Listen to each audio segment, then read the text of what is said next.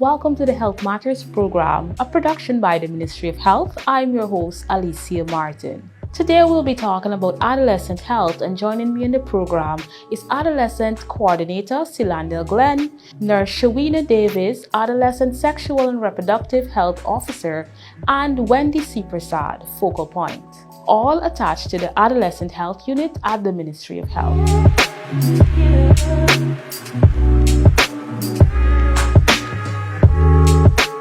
Welcome to the program, Ms. Glen. Thank you, Alicia, for having the Adolescent Health Department in the show today. So today we're talking about adolescent health, and I know that the Ministry of Health has a very thriving adolescent health department.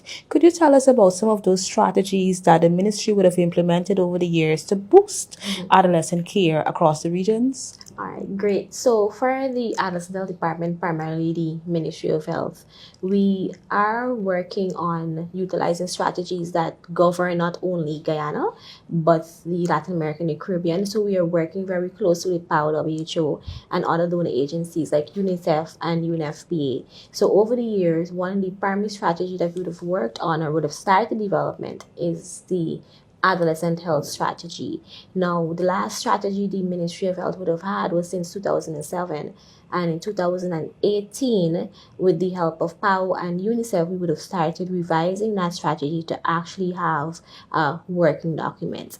I'm happy to say today that we are one step closer towards achieving that document. The document is currently in draft, and we're hoping that very shortly we will have that final adolescent health strategy that will govern us from 2024, or rather 2025 to 2030. We know that we have the SDGs, and that strategy is also in alignment with the SDG. So at the end of 2030, we'll have a new strategy. Other strategies that we use is the Adolescent Health Pregnancy Prevention Strategy, and that strategy is by WHO. Most recently also, with the help of UNFPA, we would have done or had the Indian grant. I know that is something we would have talked about in past programs. And that Indian grant was to help us to reduce adolescent pregnancy in Guyana. And one of the things we would have done under that grant is to actually adopt the standards and guidelines for delivering healthcare services to adolescents. Now, Guyana is one of the second countries within Latin America and the Caribbean to actually adopt that strategy. The first country to do so was Jamaica. And this strategy, again, is governed by PAO WHO, and every country within the world was tasked with actually adopting that strategy. So under the Indian grant, we were fortunate enough to actually look at that strategy, revisit it, and adopt it to Guyana. So that strategy also is in draft, and we're hoping very shortly to launch that strategy. I know that we have Adolescent Pregnancy Prevention Month coming up in October. Yes. And one of the things we might work on doing is actually launching that strategy. As much as we have not fully launched a strategy, we have already started to prepare our healthcare workers by providing them with training on that strategy. Because as you know, in order for us to achieve health when it comes to adolescents, we have to have some sort of guiding document. And that document is doing so. That document has 6 standards. It speaks about working with community leaders. It speaks about health promotion. It speaks about the services that has to be delivered to the adolescent population. Definitely, and that collaborative effort is needed. Yes. I know that you guys have been doing a lot of work across the regions, especially with adolescents. Correct. What has been the response like from the youths within the region? The youths are very receptive in terms of our adolescent program. I know that later in the program, Nurse Davis, who's responsible for the work at the health centers, will speak about the Adolescent Health Initiative. And one of the things I can say is that the youths are excited to go to the health centers to get health information and services. I know that many adolescents are currently in a stage where they have to do their assignments. Yes. So having those adolescent health initiatives, primarily the adolescent friendly clinics, is giving them that platform to go into the health center and get accurate information. I know that most persons will say, oh, we have Google, right? But yes, we want them to use Google, but we still want them to visit the health center to get the accurate and correct information, and our healthcare workers are doing so at the health facilities.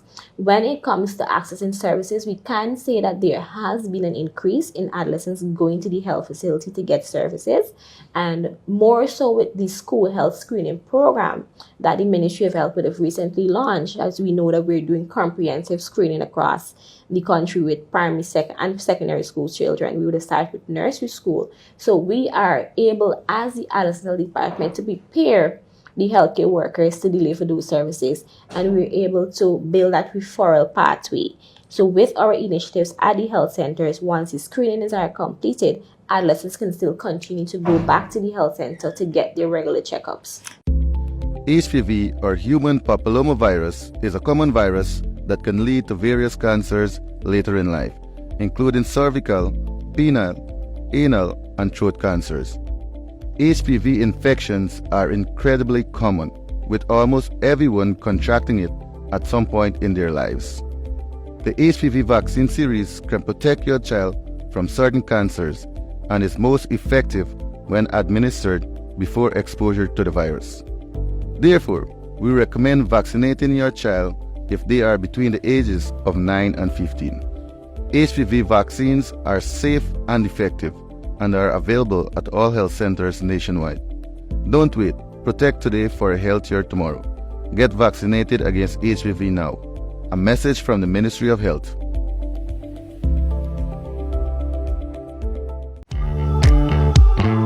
Welcome to our website.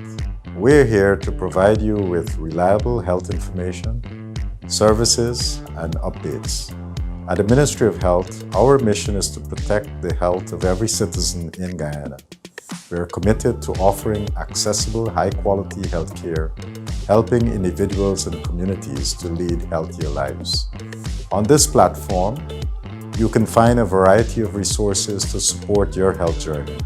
Check out our programs that cover different health needs, from preventative care to managing chronic diseases. Stay updated on our latest initiatives and policies aimed at improving public health across the nation. We'll keep you informed about the important public health updates, including alerts, vaccination campaigns, and community health events that promote awareness and education. Thank you for visiting, and we look forward to your continued connection with us in our shared goal of a healthier future for everyone in Guyana.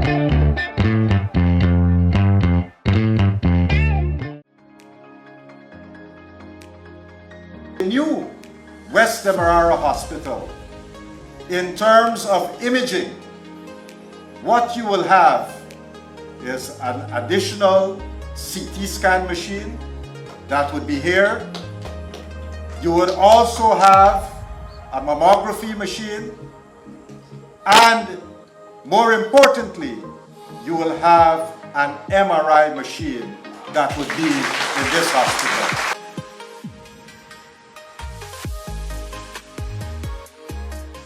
Welcome to the program, Nurse Davis. Thank you so much for having me, Alicia. Tell us about the Adolescent Health Department and how you guys function on a daily basis. So the Adolescent Health Unit is, we would say, the smallest unit within Program 3. We have a total of 4 staff, 1 volunteer. We basically deal with the 3 initiatives of the unit, which is the Adolescent Health and Wellness Clinic, Adolescent Parenting and Support Group, and the community support group as well. Wonderful. Quite a lot you guys are doing down there. Yes, for our team. All right. So could you provide some information on the adolescent health clinics and also highlight the number of clinics you guys have across the regions? So currently we have approximately over 100 healthcare workers who would have been trained in the adolescent health unit, adolescent health services, and how to provide those services to our adolescents. We have approximately 75 clinics who would have been earmarked as adolescent friendly. sites where adolescents can access all the services that they would need on a daily basis. We also target in and out of school youths as well, and that would fall under our health and wellness clinic at the health centers. We also have our adolescent antenatal clinic, where we focus on teen mothers and ensuring that they have the necessary antenatal care that they need. And those mothers are also privileged to have that reintegration process back into the schools if they need to be. Wonderful. What kind of training does the health workers receive in terms of adolescent care? Because I know once adolescents will be visiting the clinics, then the healthcare workers need to be very much equipped to deal with them. Definitely, because we know our adolescent population is a very special population. Yes. You have to be well trained and equipped in how to deal with our adolescents, how we speak to our adolescents, and so forth. And so we usually do what we call a healthcare workers training that encompasses how to talk with our adolescents, what are the services our adolescents may need, and that is also incorporated in terms of the standards and guidelines that our unit has on how to, better deal with our adolescent population. Definitely. What should persons expect whenever they visit an adolescent clinic? Well, what to expect visiting an adolescent clinic is definitely professionalism from our healthcare workers, confidentiality and privacy, which is of paramount importance. Oftentimes, there is a stigma attached to adolescents accessing healthcare Yes. at the centers, and primarily because of the fact that either they're afraid of meeting somebody that may know their parents or they know themselves, and that information can get back to the parents. But we from the Adolescent Health Unit perspective, really want to urge our parents to be a little bit more active in your child's welfare health-wise, because, children go through so much, and they need that support, whether seeking health care or otherwise. Definitely, and we really want our parents to be active in adolescent health. What can parents do? I know persons usually wait until there's a health issue then to visit the health centers, and that we want to clamp down on that a bit, and we want everybody to join in and support this process. It's a collaborative effort. So what can parents do to help their children in, even as they develop? Right. Should they visit the health centers with them? What can be done? I think that's the first step. Definitely understanding your child and what they're experiencing, letting them know that, it's accessing healthcare doesn't only mean when you're sick or when you're ill, but also you want to maintain optimal health. Yes. And so by doing that, it's important to have your regular checkups. And you can have that at the health centers. Your local health centers are able to provide that, which reminds me also of our current school health program that is being rolled out in various regions across Guyana, primarily focusing on the holistic health of the child, where you were able to access eye care, ear checks, and all these different things, dental care, and so on. And so I just want to urge our parents to take full advantage of what the Ministry of Health is offering. Definitely. Thank you so much, Nurse Davis. Yes. We're going to go into a short break and be right back. Have you heard about the school health program? This is a partnership between the Ministry of Health, the Ministry of Education, and the Mount Sinai Health System. Through this program, the Health Ministry aims to provide children from nursery to secondary with early health screenings. This program ensures that your child receives a comprehensive health checkup at least once in nursery, primary, and secondary school. This includes a physical examination, eye and ear exam, dental checkups, and growth and development monitoring. Early screening gives the health system an opportunity to provide effective treatment by catching any potential health problems early, ensuring your child starts life on a healthy note. Parents and guardians, with your support and consent, we can help pave the way for healthier children with bright futures. To learn more about the school health program, contact us at 4357 or visit our social media platforms. A message from the Ministry of Health.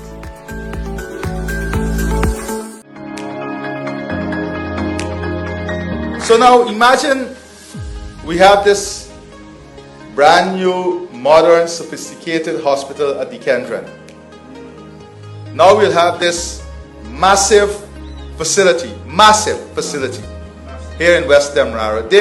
This Georgetown Hospital will have to do their modernization plan, which is in the next term, the new building there to match this facility. So that is to give you an appreciation as to what this facility will deliver. And Georgetown Hospital at the moment is extraordinary in the type and magnitude of service that they're delivering there. So we have these facilities. What we're going to develop in the region here now is an integrated health management and patient management system through digital health and the digitization. So at this hospital, for example, they will have a control room that integrates all the health centers, the health posts, and the hospital on a common platform. And all the doctors will be available on that platform. But more importantly, that platform will be linked into the national platform in Georgetown and all the other regions. And then, guess what? We have already negotiated for this platform to be integrated into the Northwell platform, Mount Sinai platform, and now some of the best providers in India.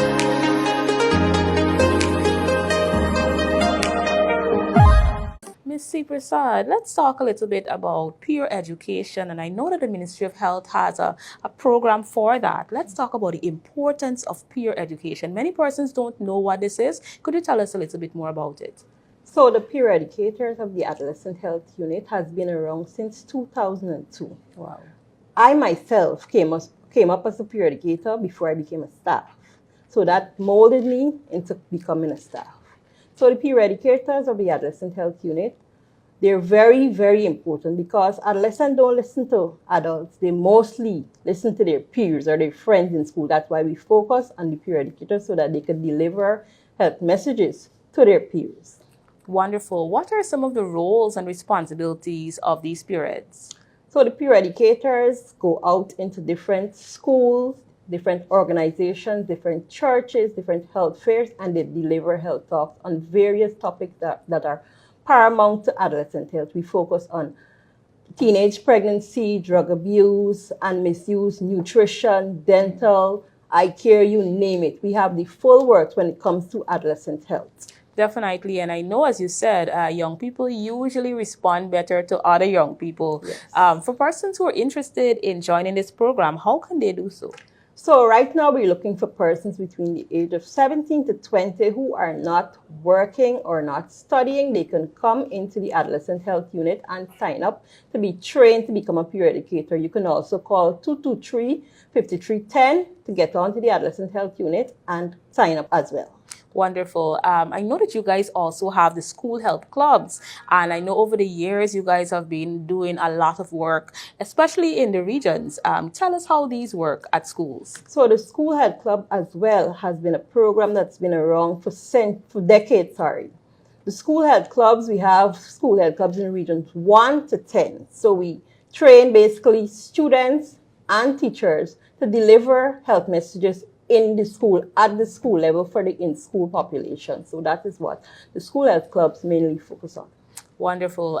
For parents who might be watching or listening to the program today, what would be your encouragement to them, even as they continue to mold their adolescent youths? So health is wealth.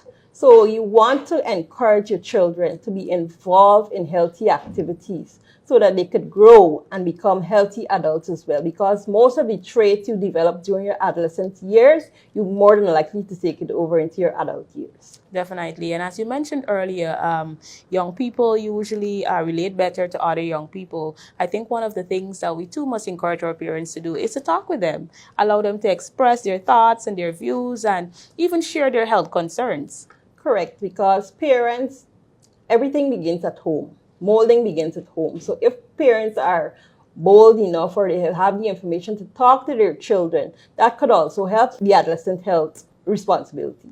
Definitely. Thank you so much, Ms. Seepersaud. Parents or guardians, did you know your child is eligible for a comprehensive health screening? Yes, the Ministry of Health School Health Program, in collaboration with the Ministry of Education and Mount Sinai Health Systems, has launched an initiative to screen all school children across Guyana through various phases, starting with the students in nursery school. This initiative aims to improve students' well-being through comprehensive health screening and preventative care. Each child will be screened at least 3 times during their school life, once in nursery, once in primary, and once in secondary school.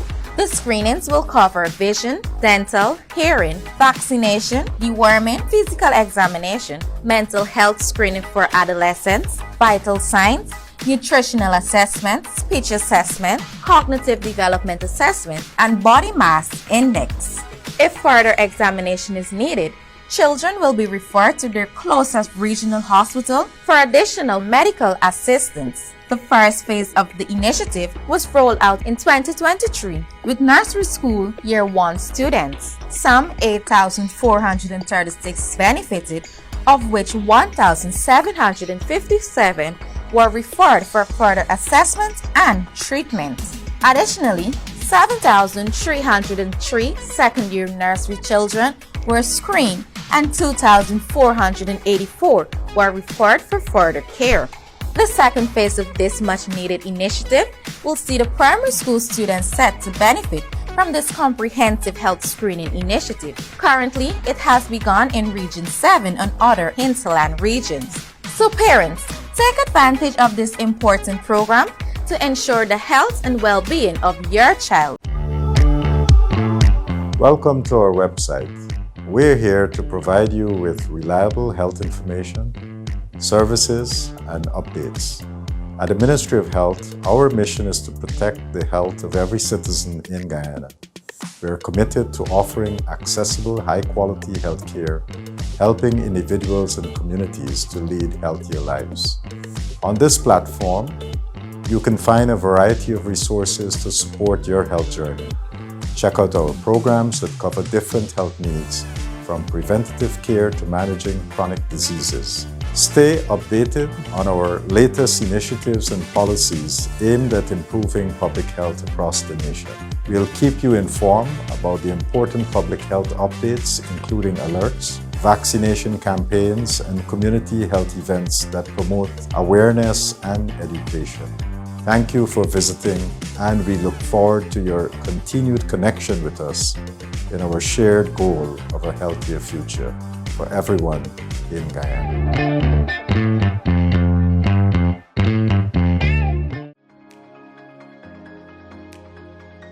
Right now, if somebody here in this region, if you have a heart attack, you'll come to the hospital here, but we would be only able to treat you conservatively, meaning we'll give you tablets, we'll stabilize you, and so forth, and then we'll have to move you across to the Georgetown Hospital. When this new hospital is finished, you would have your own cath lab. What that means is that somebody that come in here with a heart attack, you will be evaluated at the accident and emergency, and you will be sent upstairs straight to that lab, and they would be able to they will first of all check your heart to see which vessel is blocked, and once they pick up which vessel is blocked, they'll be able to put in whether 1, 2, 3, 4, how many stents you need, they'll be able to put that in. And that would mean that you would no longer have to travel to go to Georgetown Hospital to be able to get those types of services.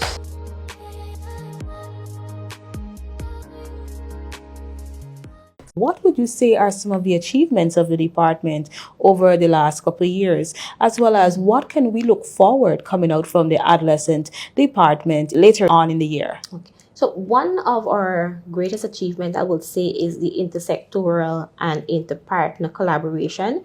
Over the years, we would have really worked in strengthening that collaboration, and we have a very strong collaboration with the Ministry of Education. And with the Ministry of Education, we are able to implement our school health club project. To date, we have over 42 health clubs within our local secondary schools and also our private schools. And with that program, we're hoping to expand our school health club program, because the school health club program is seen as that vehicle of change for our in-school population. So we're hoping to have health clubs within all of our secondary schools and even our primary schools, so that we can really boost health among that 10 to 19 age group.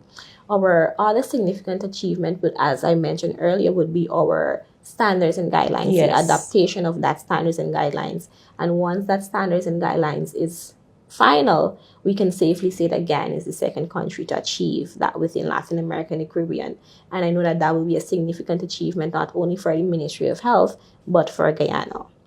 Right? We are also working on our adolescent health policy. That is another significant achievement, because, as I mentioned, the last policy was since 2007. And to know that we will currently be having an up-to-date adolescent health strategy, that would be a great achievement for the department.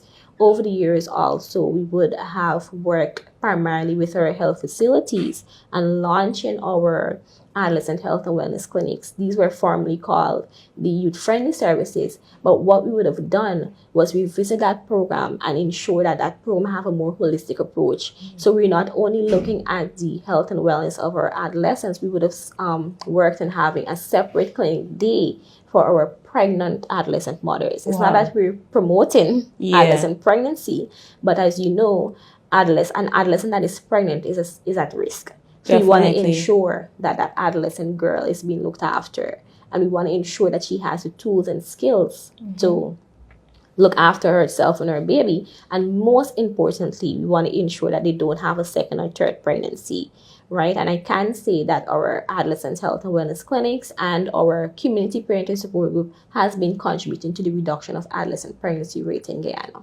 Wonderful. Thank you so much, Ms. Glen, for joining me in the program today. And I wish that you and your department will keep up the good work that you guys have been doing. Thank you, Alicia.